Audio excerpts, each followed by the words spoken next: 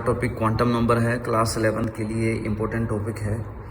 Quantum number को समझने के लिए आपको पहले स्ट्रक्चर ऑफ एटम के बारे में पता होना चाहिए, जिसकी वीडियो हमने ऑलरेडी अपने चैनल पे डाली हुई है। तो आप प्लीज़ पहले स्ट्रक्चर ऑफ एटम को समझें और उसके बाद आप क्वांटम नंबर पे आइए। हमने आपको प्रीवियस वीडियो में ये बिल्कुल क्रिस्टल क्लियर एक्सप्लेन कर दिया था कि एक एटम का स्ट्रक्चर कैसा होता है। मैं एक बार फिर से आपको रिवाइज करवा रहा हूँ कि एक एटम के अंदर सबसे पहले हमें जो मिलता है वो हमें मिलता है शेल। शेल के अंदर जाएंगे तो उसके अंदर मिलता है दैट इज़ सब शेल, और सब शेल के अंदर हम जाके देखेंगे तो हमें मिलेगा उसके अंदर ऑर्बिटल, और ऑर्बिटल के अंदर हमें मिलता है 2 इलेक्ट्रॉन। तो ये था हमारा एक एटम का स्ट्रक्चर। पहले शेल, एटम के अंदर शेल होती है, शेल के अंदर सब शेल होती है, सब शेल के अंदर ऑर्बिटल होता है, और ऑर्बिटल के अंदर इलेक्ट्रॉन्स होते हैं। इनके अलावा ये तो देखिए एक इलेक्ट्रॉन की पोजीशन के बारे में बताते हैं, लेकिन इनके अलावा एक न्यूक्लियस भी होता है जो कि एटम का सेंटर है। तो उसके बारे में हमें यहाँ पर नहीं पढ़ना, हमें सिर्फ एक इलेक्ट्रॉन्स की पोजीशन के बारे में पढ़ना है। तो इन्हीं इलेक्ट्रॉन की पोजीशन को बताने के लिए कि ये इलेक्ट्रॉन किस ऑर्बिटल में है, और वो ऑर्बिटल किस सब शेल में है, और वो सब शेल फिर किस शेल में है। इस तरह एक इलेक्ट्रॉन की पोजीशन एंड एनर्जी को बताने के लिए हमें एक सेट ऑफ नंबर्स की रिक्वायरमेंट होती है, और उस सेट ऑफ नंबर को हम कहते हैं क्वांटम नंबर। तो क्वांटम नंबर का डेफिनेशन बनेगा कि quantum number is a set of number which gives us details of an electron about its orbital, its subshell and its shell। अगर हम ये पता चल गया कि वो किस शेल में है, किस सब शेल में है, तो ऑटोमेटिकली हमें उसकी एनर्जी के बारे में भी पता चल जाएगा। तो इसलिए क्वांटम नंबर एक ऐसा सेट ऑफ नंबर होता है which gives us details about position and energy of an electron। So this is the definition for quantum number. अब इस शेल को रिप्रेजेंट करने के लिए एक डिफरेंट क्वांटम नंबर है जिसको हम कहते हैं प्रिंसिपल क्वांटम नंबर, और इस सब शेल को रिप्रेजेंट करने के लिए या दिखाने के लिए हमारे पास एक डिफरेंट क्वांटम नंबर है which is angular quantum number या एजिमुथल क्वांटम नंबर। और इस ऑर्बिटल को शो करने के लिए, रिप्रेजेंट करने के लिए हमारे पास है मैग्नेटिक क्वांटम नंबर, और इस इलेक्ट्रॉन की पोजीशन को बताने के लिए फिर वहाँ पर हमारे पास है स्पिन क्वांटम नंबर। तो इस तरीके से एक इलेक्ट्रॉन की कंप्लीट डिटेल्स हमें इन सेट ऑफ क्वांटम नंबर से मिलती है। पहला है हमारा प्रिंसिपल क्वांटम नंबर। तो ये हमें किसके बारे में बताएगा? ये हमें शेल के बारे में बताएगा। इसको हम किससे रिप्रेजेंट करते हैं? It is represented by small N. Small N की वैल्यूज़ 1, 2, 3, 4, 5, 6, 7 अप टू हो सकती हैं। N1 भी हो सकता है, 2 भी, 3 भी, 4 भी। N इनमें से कुछ भी हो सकता है। इसका मतलब ये हुआ कि वो इलेक्ट्रॉन किसी भी शेल का मेंबर हो सकता है। अगर वो इलेक्ट्रॉन फर्स्ट शेल का मेंबर है तो हमारा N का वैल्यू होगा 1। या फिर तुमसे कहें कि N इज इक्वल टू 2 है तो समझ जाओ N इज इक्वल टू 2 का मतलब है it is second shell, because principal quantum number को रिप्रेजेंट करते हैं N से, और N हमें बताता है शेल के बारे में। और अगर N इज इक्वल टू 2 है तो इसका मतलब हमारी शेल जो है सेकंड नंबर की है। फर्स्ट नंबर की शेल हमारी K है, सेकंड वाली L, third M and fourth is N। तो ये होता है प्रिंसिपल क्वांटम नंबर और उसका मतलब। अगर N इज इक्वल टू 3 है तो उसका मतलब है इट इज M शेल, और अगर N इज इक्वल टू 4 है देन इसका मतलब है इट इज N शेल। तो ऐसा ये सिस्टम हमारा चलता है। तो N की वैल्यू 1, 2, 3, 4 में से कुछ भी हो सकती है, और वो हमें बताएगा कि वो कौन सी शेल है। तो ये तो हो गया हमारा प्रिंसिपल क्वांटम नंबर। नेक्स्ट हम देखते हैं एंगुलर या azimuthal quantum number. You know it very well that it will represent sub shell, और इसको रिप्रेजेंट करने के लिए हमारे पास लेटर है L, और L का फॉर्मूला होता है 0 to n-1। अब आप ये बात अच्छे से समझते हो कि जो पहली हमारी शेल होती है जिसको हम K शेल कहते हैं, उसके अंदर सिर्फ एक ही सब शेल होती है S, ये मैंने आपको स्ट्रक्चर ऑफ एटम में बता दिया था। लेकिन उससे जो नेक्स्ट शेल होती है हमारी, दैट इज एल, उसके अंदर हमारी होती हैं दो sub shell, S and P. तीसरे नंबर पे जो हमारी शेल है दैट इज एम, और उसके अंदर जो हमारी शेल्स हैं वो हैं एस बी है, पी बी है और डी भी है। तो तीनों शेल्स इसके अंदर हैं। और वैसे ही हमारे पास आती है next shell that is N. N के अंदर हमें एस सब शेल भी मिलेगी, पी सब शेल भी मिलेगी, डी सब शेल भी मिलेगी एंड एफ सब शेल भी मिलेगी। तो फर्स्ट के अंदर एक सब शेल, सेकंड के अंदर दो सब शेल, थर्ड के अंदर तीन सब शेल एंड फोर्थ के अंदर 4 सब शेल्स। अगर आपका इलेक्ट्रॉन के शेल में रहता है तो उसका n इज इक्वल टू 1 हो जाएगा। अगर वो सेकंड शेल में रहता है तो n इज इक्वल टू 2 हो जाएगा। और थर्ड शेल में अगर इलेक्ट्रॉन पाया जाता है तो वो n इज इक्वल टू 3 हो जाएगा। Similarly n is equal to 4 हो जाएगा अगर आपका इलेक्ट्रॉन n सब शेल में है। अब एग्जाम्पल के लिए मैं कंसिडर करूं कि हमारा इलेक्ट्रॉन थर्ड शेल में रहता है। तो थर्ड शेल में रहता है तो अब आपके पास ऑप्शन होगा कि वो S में रहता है, P सब शेल में रहता है या D सब शेल में रहता है। यानी कि आपके पास अब 3 चॉइसेस हैं कि आपका इलेक्ट्रॉन कहाँ मिलेगा। लेकिन अगर आपका n इज इक्वल टू 2 है देन आपके पास 2 चॉइसेस हैं कि आपका इलेक्ट्रॉन S सब शेल में मिलेगा या P सब शेल में मिलेगा। सिमिलरली अगर आपका n इज इक्वल टू 1 है तो एक ही चॉइस है कि मतलब वो S में ही मिलेगा और कहीं मिलेगा ही नहीं। और जैसे n इज इक्वल टू 4 होगा तो उसके लिए आपके पास 4 चॉइसेस होंगी कि आपका इलेक्ट्रॉन किस सब शेल में मिलेगा। तो इस सब शेल को ही रिप्रेजेंट करने के लिए हमारे पास एक नया क्वांटम नंबर आता है जिसको हम कहते हैं L। और L का फॉर्मूला होता है 0 to n-1। तो अगर मैं कहूँ आपको कि n 0 है तो इसका मतलब क्या हुआ कि कोई शेल है ही नहीं। n इज इक्वल टू 0 का मतलब कोई भी शेल नहीं है। जब कोई शेल है ही नहीं तो इलेक्ट्रॉन कहाँ होगा, तो इसका मतलब ये केस हमारा गलत है। n इज इक्वल टू 0 ऐसा करके कोई भी इलेक्ट्रॉन नहीं होता।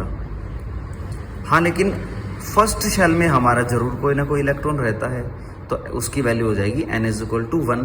वैसे ही अगर हम देखें उसका L का फॉर्मूला अभी पढ़ा हमने, L मतलब सब शेल, उसका फॉर्मूला हमने समझा कि 0 to n-1। अगर हम इसको अप्लाई करें, n की वैल्यू 1 है, 1 पुट करते हैं तो 1 - 1 0 यानी 0 to 0। L की वैल्यू हो जाती है 0। और अगर हम n इज इक्वल टू 2 में देखें, n इज इक्वल टू 2 में हो जाएगा 0 to 2 - 1 यानी कि 0 to 1। 0 to 1 मतलब 0 and 1।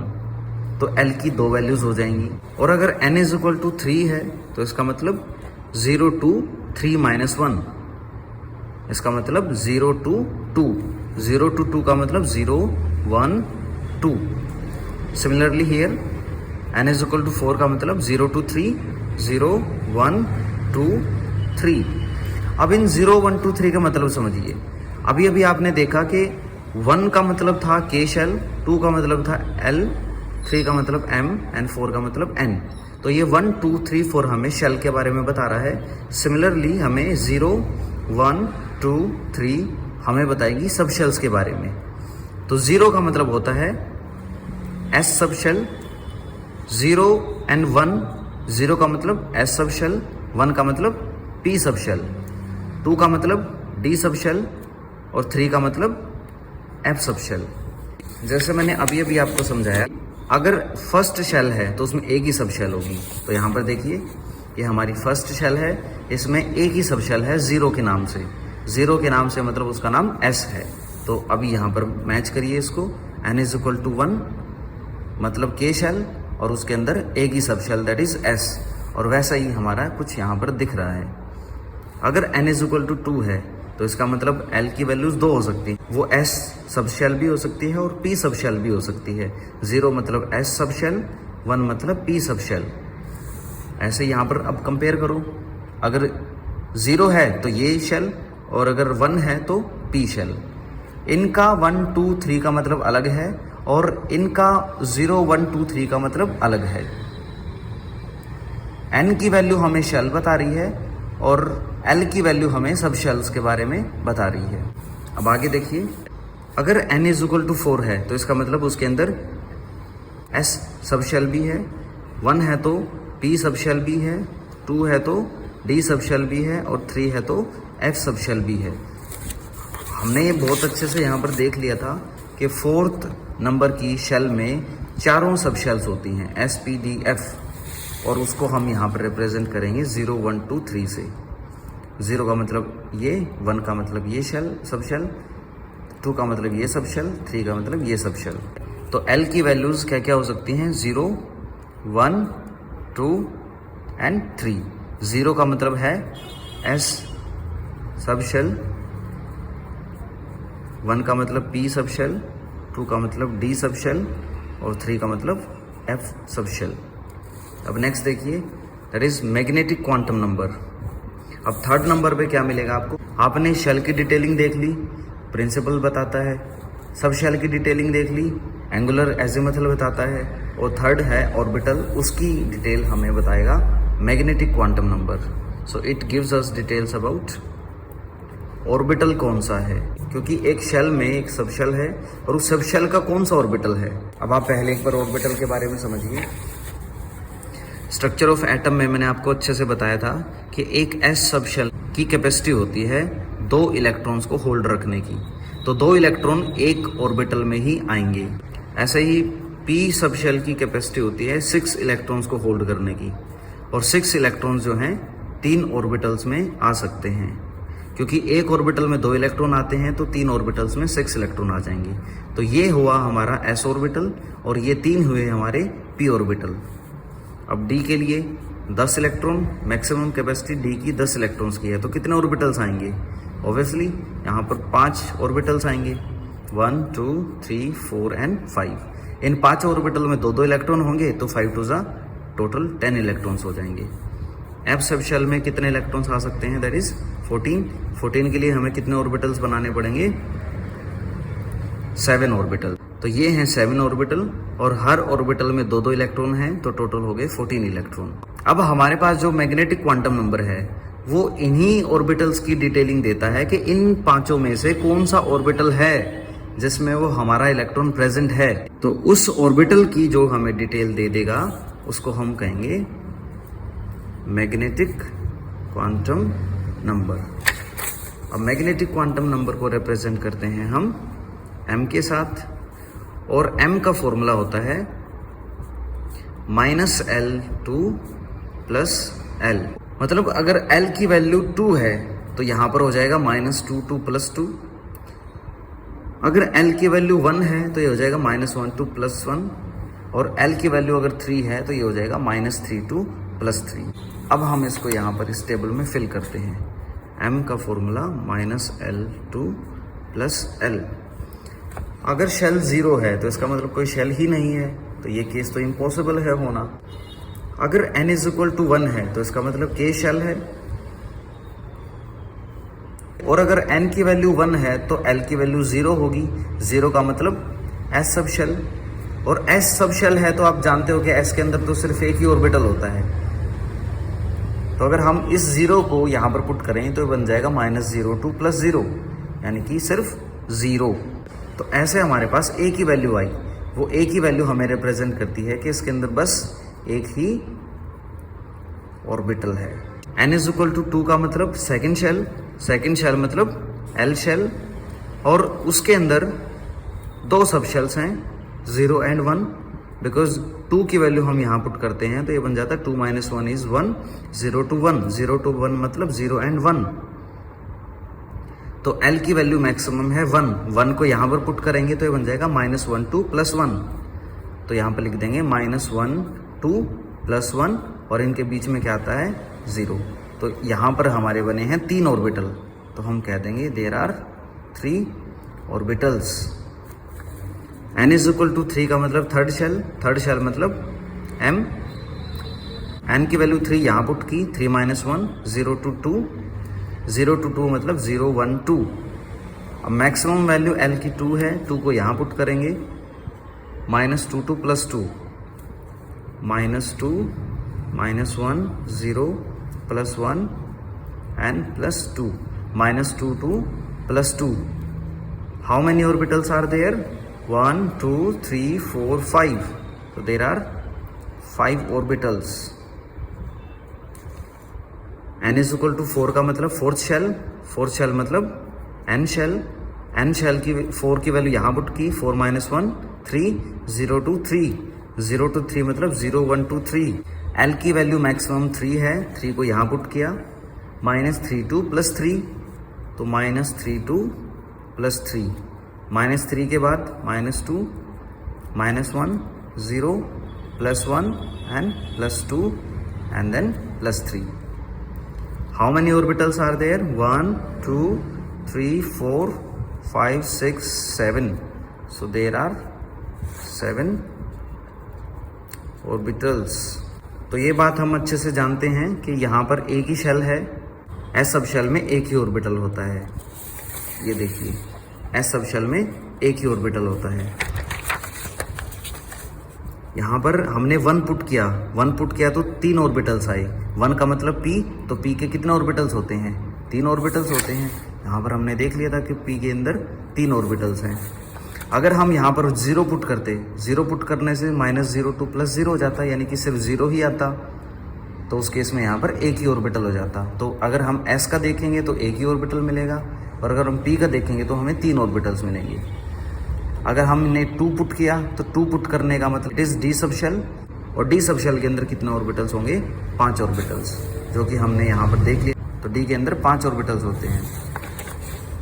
अगर 1 पुट करते, 1 पुट करने का मतलब it is P sub shell, then 1 put करते तो आता माइनस 1 टू प्लस 1, यानी कि सिर्फ 3 ही ऑर्बिटल आते, क्योंकि पी में 3 ही ऑर्बिटल होते. 0 पुट करते तो एक ही ऑर्बिटल आता, क्योंकि एस के अंदर एक ही ऑर्बिटल होता है. 3 पुट किया, माइनस 3 टू प्लस 3, तो टोटल 7 ऑर्बिटल आए. 7 क्यों आए? क्योंकि 3 का मतलब एफ सब शेल, और एफ सब शेल के अंदर we know that there are 7 orbitals. So these are 1 2 3 4 5 6 7 orbitals. Okay, अब नेक्स्ट चलते हैं स्पिन क्वांटम नंबर पे. स्पिन क्वांटम नंबर हमें बताएगा कि वो उस ऑर्बिटल में जो 2 इलेक्ट्रॉन हैं उनमें से हमारा इलेक्ट्रॉन कौन सा है. तो ऑर्बिटल्स में 2 इलेक्ट्रॉन होते हैं, और दोनों इलेक्ट्रॉन अपोजिट स्पिन पे होते हैं. एक क्लॉकवाइज और एक एंटी क्लॉकवाइज. क्लॉकवाइज को इस तरीके से रिप्रेजेंट करते हैं, और एंटी क्लॉकवाइज को ऐसे रिप्रेजेंट करते हैं. अब इन्हीं दोनों के स्पिन को बताने के लिए कि हमारा इलेक्ट्रॉन क्लॉकवाइज डायरेक्शन में मोशन में है या एंटी क्लॉकवाइज में है, हम यूज़ करते हैं plus half and minus half. Plus half का मतलब क्लॉकवाइज डायरेक्शन वाला इलेक्ट्रॉन, माइनस हाफ का मतलब एंटी क्लॉकवाइज डायरेक्शन वाला electron. So it will give information about spin of an electron, and it is represented by S. S की values 2 हो जाएंगी, plus half and minus half, that is plus minus half. तो अब आप देखिए कि एक इलेक्ट्रॉन किसी पर्टिकुलर स्पिन का होगा, वो इलेक्ट्रॉन पर्टिकुलर ऑर्बिटल का होगा, और वो किसी पर्टिकुलर सब शेल का होगा, एंड देन पर्टिकुलर किसी शेल के अंदर होगा.